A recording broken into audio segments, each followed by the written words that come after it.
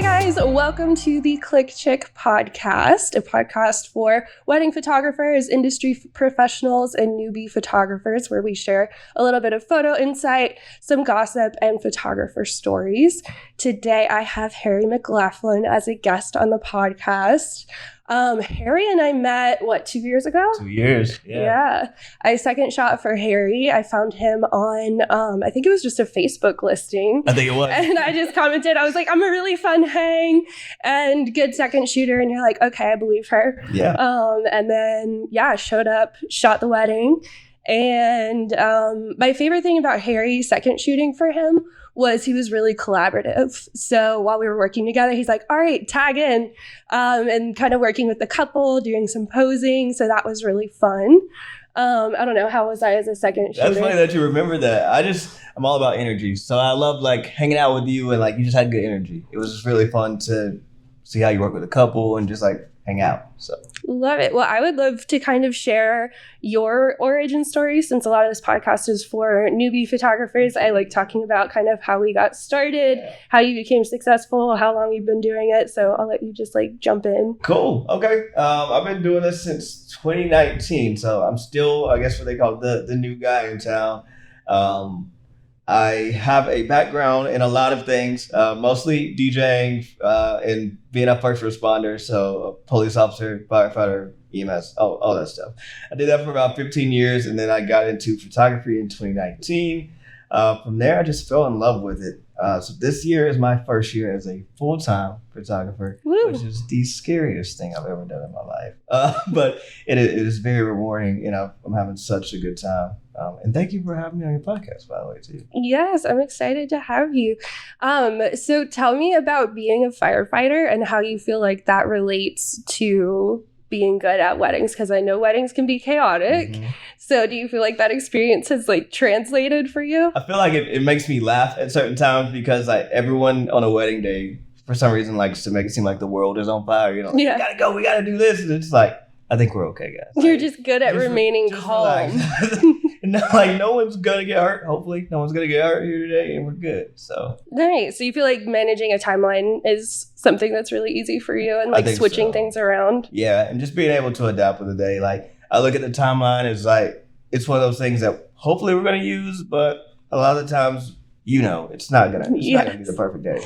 So just being able to adapt and being flexible.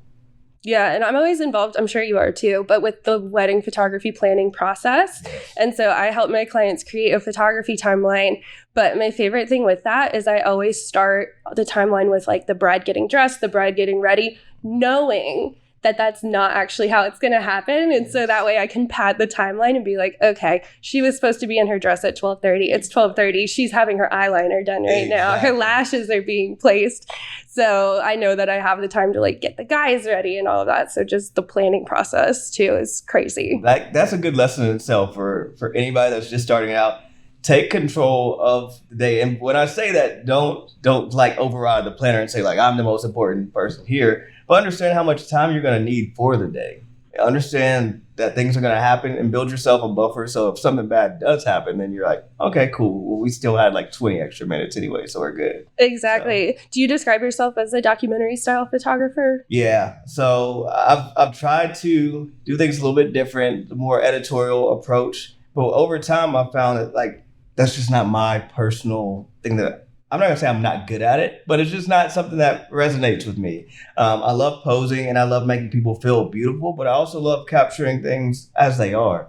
So whenever you have a situation to where you just let things play out and maybe just direct the scene a little bit, I feel like it looks a lot more authentic in photos. Yeah, I definitely agree. I hate doing so many posed moments. My biggest hot take right now is I'm sick of doing bridesmaid jammy photos where they're all lined up. And I talk to all of my clients about it because I know that's a hot take. But I prefer doing it where it's a champagne pop instead. So it's more of an interactive moment. But having everybody shoulder to shoulder, sorority girl style, is my biggest pet peeve in the wedding industry. Someone's going to be mad at you. They are, but you know what? We're here for the hot takes. I have one this weekend. She's like, I want to do a jammy photo. I'm like, okay, I'm bringing a bottle of champagne. Yeah, and I might take that one. I might steal that too, because I have one next weekend, and I'm not gonna say I feel it the exact same because I kind of do like the traditional aspect of that, but I think that will kind of make it more fun. Yeah. I always try to throw in some music, so that I guess that's my way of kind of getting out of the norm. I throw in like music that they enjoy, and then I just tell them like, have a good time, jam out, let's dance. Okay, that gets the real laughter and all of that too. Yeah, I just try not to be cheesy, and I feel like those can come off a little cheesy sometimes. My hot take is I want photographers to, and I bet you do this too, and you're gonna get mad at me for saying it, is like when you tell the bridesmaids, okay, like just be cute and laugh for me. Yes. Like, come on, like, because all of them be like, like, and it's not a genuine laugh. I know we all do it, but at times it just feels weird to say. And what sucks about it is those are the photos that they end up posting on Instagram anyway. So it's like you have to do it. Yeah. I've been just telling them to turn and smile at each other, and they're so close to each other that usually it ends up making them laugh, and that feels more real to me. But yeah, I'm glad you touched on that too, because I think a lot of us, we are documentary style photographers. So I'm not going to say we just call ourselves documentary style photographers, but a lot of us say that we're documentary style photographers, but we still do have to facilitate those moments because the clients are expecting certain photos from the day. So our energy is really important so that they remember it being authentic because they were genuinely having fun with us. And that's how it's documentary style, but we still get those key photos that they're expecting from us. Yes. And with that too is we do this, especially you're doing like 5 weddings a week. Just once. Yeah, we do this a lot, but we also have to understand for this couple, this is their one time doing it, hopefully. Like this is their only time doing it, and something may seem like mundane and monotonous to you, but like for them, like the laughing photo it's what they've always wanted. Mm-hmm. So you just gotta do it. Do it with a smile and serve your clients. Well, and I think for us too, it gets kind of monotonous because we're doing, the same prompts at all of our weddings, but for them, it's the first time they're having it. So to us, it's cheesy, but to them, it's really fun. So I think that's something that's important for us to remember too, is just the client experience and not like how we feel about it. Because sometimes I'm a little, but like the jammy photos, you're right. They can be cute. They can be cute. It's still my hot take, but it can be cute. What cannot be cute is throwing the groomsmen up in the air. Okay, grooms and groomsmen, like that photo. That's a hot take. I just can't do it. I'm sorry. Like, what are we getting out of this? All right, so you spent a lot of money on this tux, and now you and your boys are just like surrounding each other, and then they're just throwing you up in the air. Have you ever had someone rip their pants? I haven't. Oh, I've had like 3. Exactly, and that's why we shouldn't do this. No, I never prompt it. I'll have my second shooter sometimes, which now I don't shoot with second shooters typically, but we can get into that. But I've had second shooters kind of do the groomsmen, and all of a sudden I see the groom flying up in the air while I'm shooting the bridesmaids at the same time, and I'm like, oh no. And then they rip their pants, and I'm like, this is why I don't do this pose. I'll pick on my friend Lee. The Alchemist Weddings, he does that. And it's funny that you said that because the last wedding we did together, I had him work with the groom and the groomsmen. And out of the corner of my eye, I just see the groomsmen flying in the air. And I'm like, dude, like, no, that's not what we want to do. No, and it's not documentary style.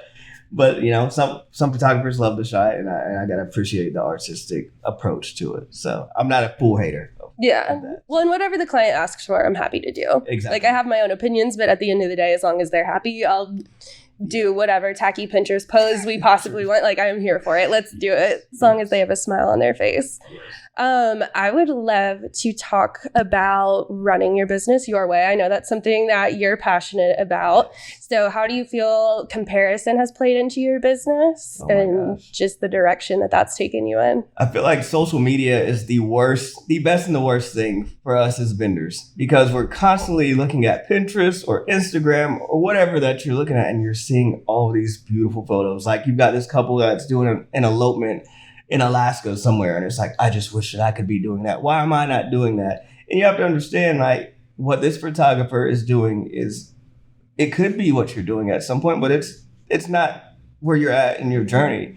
Just, you got to take time and develop your own path, and don't worry about what everyone else is doing. That was so hard for me to understand at first, because I just so quickly wanted to be like, okay, I want to be the next Jose Villa. Like, I have to be there right now. I need to be like on the front cover of Brides magazine. And it's just not going to happen like right away. Like there's a lot of work that you have to do, and you have to understand that.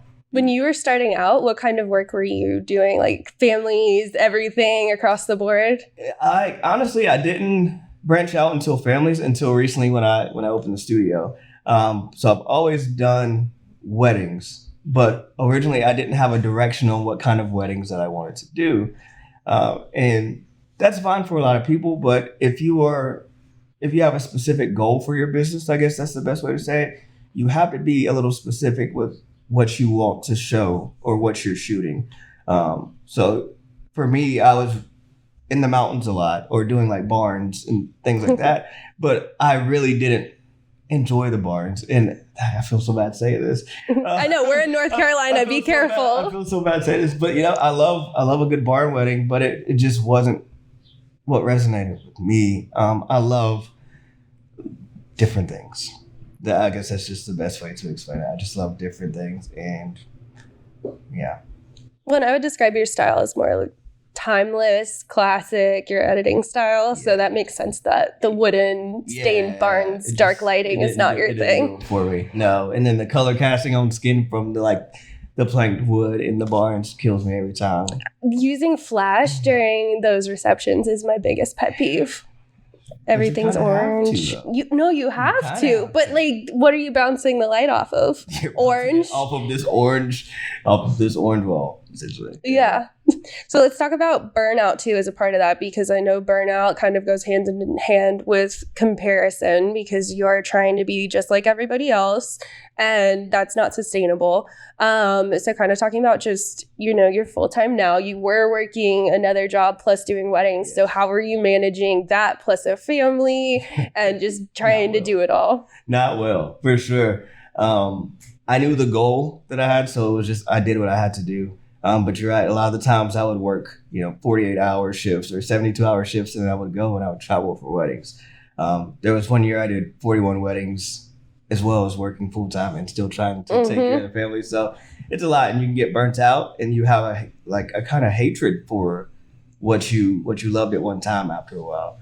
I guess my biggest advice for it is remembering to rest and taking days, even if it's a day to just check a few emails and do nothing else. Like, take a rest, because if not, it's going to be a long, tough road for you. Are you doing everything yourself? So it's like social media, editing, client management, all in one? Everything. So I tried to have a virtual assistant last year. Okay. And she's amazing. Dana is one of my good friends now. But I'm one of those people that I want to be in charge of the client experience, in a sense. I want to be the one that can say, like, if my client has a question, I want to be able to answer it pretty fast. And it was so tough to let the reins go to say, okay, well, Dana might respond here in a little bit, and I don't know how she's going to phrase the words, but I hope it's going to sound good. So I do a lot of this stuff by myself. I think eventually social media, I'll get someone to help me with, because that is kind of hard to keep up with. But beyond that, solo. Okay. And you find that that's worked better for you as far as just developing a relationship with clients too? I think so. Yeah. And vendors as well too. I mean, like, I'm able to get on social media, goodness gracious, and reach out to another photographer or a planner, or, directly, instead of having my assistant talk to somebody for me. I don't know. It just seems very impersonal to me. Well, and I think the Instagram part is so important. That's how I talk to most of the wedding vendors, like all of my florist friends, coordinators, everybody, we're hyping each other up on Instagram.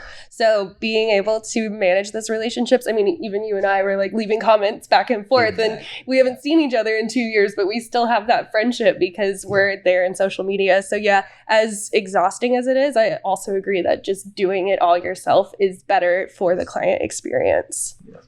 And with what you said about social media too, like, that's the best part about social media. I know there's a lot of pain points to it right now, especially like we're doing reels, we're doing this, and we're all trying to keep up with the algorithm. But like what you just said is exactly what we should be using it for. It's just being social with each other, like building connections. And that will take you so much further than trying to like create the next trending reel with the best audio. Yeah. Just create friendships. So would you say you're where you want to be with social media right now? Oh, absolutely not. I don't think any of us are. I think all of us want to have like 100,000 followers for some reason. I don't know what we're going to do with them if we ever get them. but we all want to have more followers, all the likes, and just have that kind of like the Instagram celebrity status. Mm-hmm. But one thing that I've learned too is like that doesn't equate to clients that want to work with you. It doesn't equate to dollars. None of it. It's just a thing on your phone that says, okay, you have this many people that might look at your content. Maybe. Well, and a hot take that I have with that too, and a reason that I'm separating my photo education from my personal business is I have friends who have 10, 20 plus thousand followers, and they don't get as many leads because people are assuming that they're already booked for the year. Yeah. And so you have these people who are struggling to book more than 20 weddings a year or whatever they want to do because they have such a big following. And I was like, okay, well, I'm happy with my little 2,000 followers right now. Like, of course, I love all my followers. Like, follow me at 1828 Collective. Yeah, I definitely stopped caring about numbers once I had one of my friends tell me about that. They're like, can you send me people? Like, I'm struggling. I'm like, that's crazy. Because in your head, you think having all of those numbers, you're like, they're so successful and I want to be them. And then just seeing the reality was really interesting with that. I want to make a hard jump back to what we were talking about with second shooters. Okay. So do you use a second photographer with all of your weddings? I do. And I was going to ask you, like, why are you not using a second shooter anymore? Like, what's your thoughts on this? Okay. So another just hot take for today. I like having my hands on the whole experience because I am more of the storyteller, documentary style. There's been something really important to me about seeing everything with the groomsmen, bridesmaids. That getting ready portion is so intimate. And because I service the whole East Coast area, I travel a lot. It's been hard for me to have a really consistent team where I can train them on my style to where they have the same eye as me. Like we were saying earlier about having a groomsman flying up in the air. I would never do that unless the client specifically asked for that photo. So just having somebody kind of derail my vision for the day and being able to, I think I'm a really intuitive person. I think you're intuitive. So we can read clients really well for when they're comfortable, if they're enjoying themselves. And I've found that some people are not that way and they kind of have their own vision for what they want the wedding day to look like. Sure. And then the other thing that I haven't liked about second photographers is I would say about half of the people, and I'm so sorry if you're listening to this, if you're a second shooter of mine, I'm not talking about you. But I've had a good amount of people who I can tell are shooting for their portfolio instead of working for me. That one right there. And I'm going to do an episode about being a good second photographer because of this. But my nightmare is always when I tell a second photographer to go shoot cocktail hour. Mm-hmm. And 10 minutes later, they're standing right beside me taking the exact photo I'm taking. And I'm like, I know that you want this for your Instagram. And to an extent, like, yes, absolutely use photos you took if you're building your portfolio. I am down for that under like certain stipulations. But if you're only at my wedding because you want to create a blog post and pretend that it's your wedding day, a hard no. That is spot on right there. Because you see it every single day in like different I see it because I'm in like all the Facebook groups. So I'm an old man, so I'm still on Facebook. So, but like there's always people who want to second shoot and they will always say because I want to build my portfolio. Cool. And I think it's great to be able to use those photos, do your thing.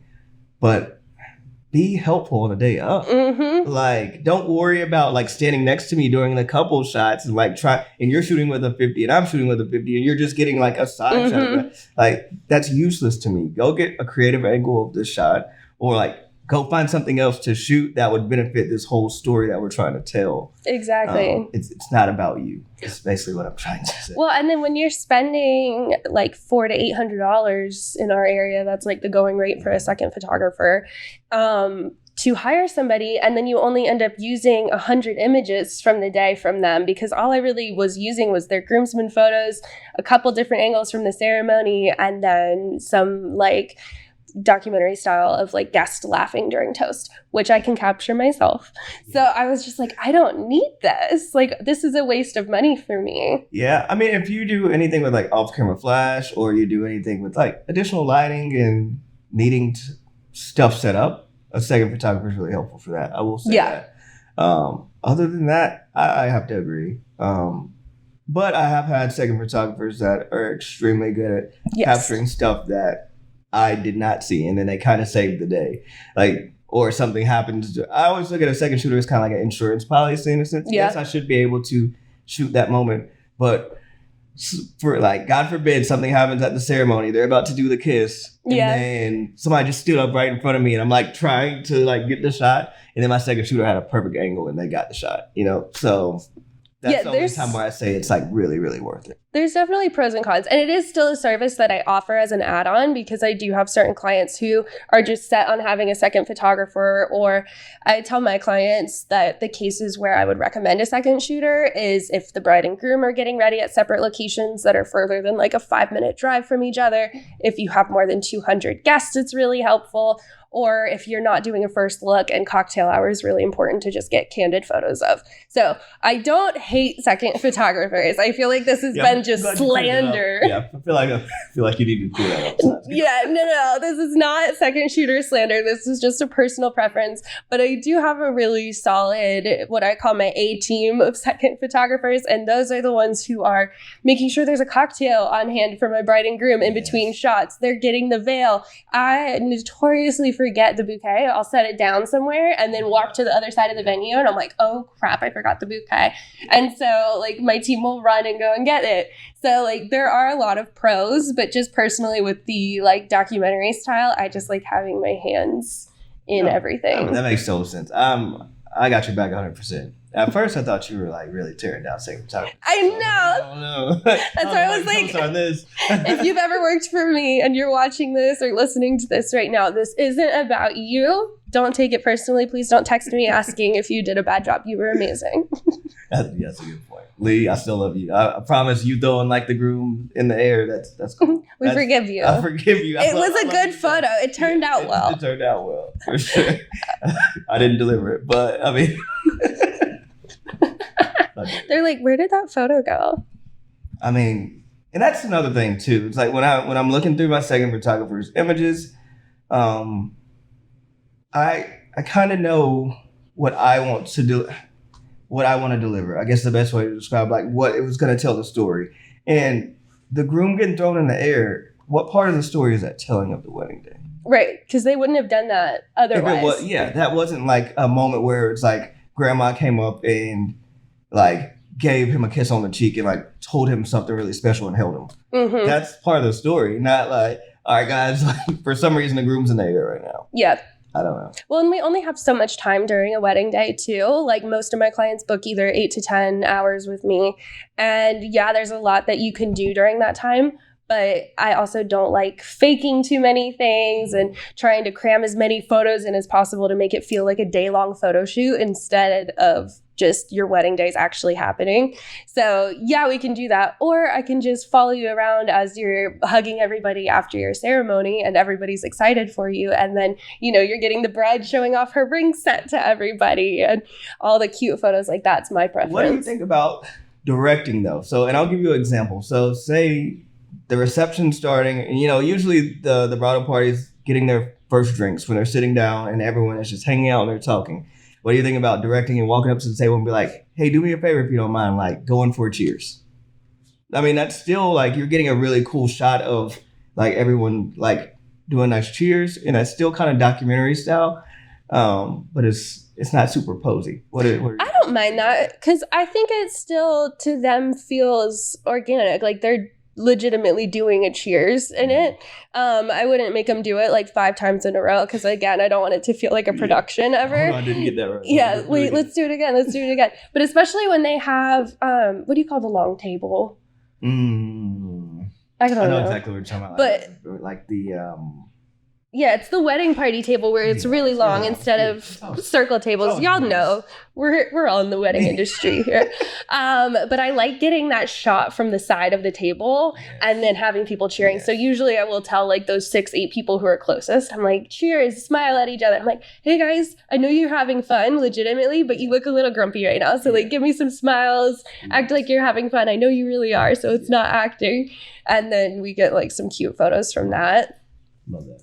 I also, like, kind of off topic, but one of my favorite photos to get during a reception is when, like, the father is praying or whatever, and the bride and groom are, like, holding each other at their sweetheart table, and you gets me right in the feels every time. Yes, it's right so quiet and sweet. I am just, like, obsessed with getting that photo. Ooh, so we're talking about during the prayer. Do you feel like sometimes you're in the wrong when you're still moving around a little bit? Like, because everyone's with their heads down, they're praying, and you're just like, excuse me, and like, I have my harness on, so it's like clinking a little bit, and I'm like, oops, I'm just trying to change positions here. It feels taboo. No, I completely agree with you. And then I think my favorite part, like talking about like moving around, but also being by the couple trying to get that cute we're holding hands photo, is like the prayer ends, and then you're right in front of them, and they're like, whoa, jump scare. Yeah, it's kind of, but it makes for a good shot. It's a great photo, and that's at the end of the day, as long as we're not like ruining a moment, which we're not by getting that photo. Yeah, we're here for the real life. That's the only thing I don't like about harnesses is like the clinking noise it makes. And I've read different things. Like there's options out there to like make it not make so much noise. Mine makes a bunch of noise. So like during the ceremony, I try my best to like work the perimeter and not be like invasive, I guess, or just in the way. I don't know if invasive is the word for that, but in the way. But I still feel like maybe it's just in my head, but that clinking noise. Like we kind of sound like a horse. Yes. Yeah, so I'm walking through. What brand of straps do you use? I'm cheap. So it's like an Amazon. It's not Hold Fast. Maybe I should go with Hold Fast, and it's not going to sound like that. I use Hold Fast, and it sounds like that. That's why I was asking. I was like, are we on the same team? But I did recently see that they sell silent, whatever you call like the connectors. Things, yeah, the thing that connects your camera to the strap so it doesn't like fall off. That's the loud part. And they sell silent ones, but it kind of just gets on my nerves that you have to purchase something else. Yeah. And then I also saw, but my friend Daniel told me I'm gonna look my age if I do it. But it's like it goes on the belt and you slide the camera in. Mm-hmm. I forget what company makes it. Peak Design makes them actually, and they look really cool to me. But he said it's not the move. What do you think? I think I would hit my hip on door frames all the time. But you're hitting the camera on things already when it's just swinging. But you can tuck it behind you. I tuck mine all the time. I look like a little duck. I'm like walking through doorways. Okay, so a question that I'm going to ask everybody on the podcast: what's your favorite lens? Ooh, 50. Hold on.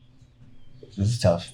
So I used to be like a huge 85 lover. Like the 85 1.2 or 85 1.4 was like the dreamiest lens ever. But then I realized like the 85 is just so close all the time. And in all my images for like the first few years were like, I didn't have a lot of distance in the shots. So I forced myself to like get a 50 and a 35 or a 24 combo. So right now the 50 1.2 is like my bread and butter. Like I use the 50 all day, every day. So weddings, you like primarily, you would say use the 50? All day because you can get closer with the 50. And then you can still back off and get like a lot more of like the environment around them. Yeah. And if you want to get that really wide shot, then 24. Like a lot of people love the 35 because 35, I think they say it's like what your eyes naturally see. It's like the 35 focal length. I like the 24 because it's just a little bit more dramatic. Okay. Especially on the dance floor. Like the dance floor and you have the 24 and it's just like everything's just, it's good. Okay, fair enough.